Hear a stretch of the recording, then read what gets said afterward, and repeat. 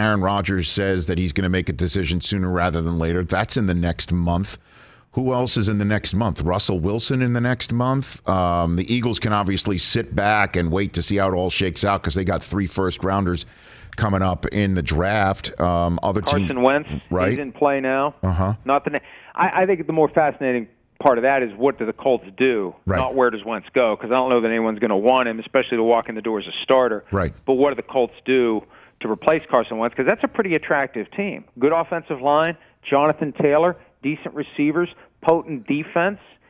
You know, if I'm Aaron, I don't know Aaron Rodgers in Indianapolis. I don't know. That could be the premise of a sitcom, maybe. But, but you know, there are worse places he could go in the AFC. Well, the one thing I'm thinking about is why not the Titans? You know what I'm saying? I know. He's buying a house in That's what I heard. Franklin, Tennessee, right? Or something like that. But they say they're all in with Ryan Tannehill. It's easy to say that if Aaron Rodgers isn't knocking on your door saying, "Let me in." I think it changes if you know Aaron Rodgers wants to play for you. And then the last one for you is the Brady, right? If he lurks and he sits and what is happening there?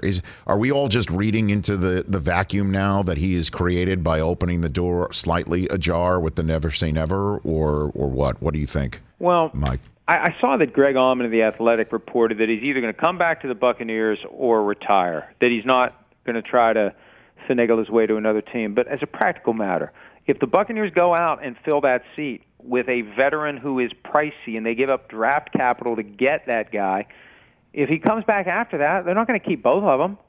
He's necessarily going to go somewhere else. I believe, the question that gets raised all the time, what else does he have to prove? What else does he have to accomplish? Well, he's never played for the 49ers, the team that he rooted for growing up. And we know 2 years ago that was his first choice, and they didn't want him. And if I'm the 49ers and my choices are Jimmy Garoppolo, Trey Lance, or Tom Brady for 2022, and I want to win the Super Bowl in 2022, I'm going with Tom Brady. And Lance just waits, and Garoppolo goes somewhere. And Lance sits for 2 years. I think I wouldn't be shocked if they just keep Garoppolo if they don't get another, because I don't think that they believe Lance is ready. And I think they went into this knowing that we may have to sit him for 2 years. I know that's possible, but I think they're done with Jimmy G. And I think I think that is done, and they're going to try and figure out over the next 3 to 4 weeks where to send him. There are so many other teams out there that are quarterback needy or could be. I don't know. Just sticking with Lance and then getting a veteran to back him up. And if Brady suddenly raises his hand and goes, you know what? I just think it would be a nice way to finish everything up. Be around mom and dad and be where it used to be. And walk off into the sunset. Maybe. With a trophy won with the team. He was there for the catch game, if you haven't heard that 1,000 times.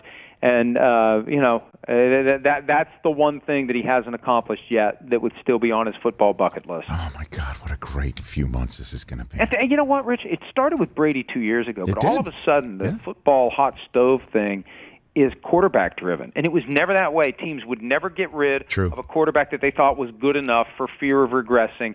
Now you got teams willing to flip these guys and get rid of him and bring this guy in, and we're going to go for it. And when you see Tom Brady and Matthew Stafford change teams and win Super Bowls their first year, it validates the approach. Brother, the next evolution of that is somebody drafting a kid and then trying to win a Super Bowl in his first 4 or 5 years of contractual control, and instead of signing him to a 9-figure deal, just flipping him and starting again. Baker Mayfield. That might be it, right? That might be it? Yep. Oh, my gosh. Hey, you watched all the way to the end. Thanks for that. Watch more right here.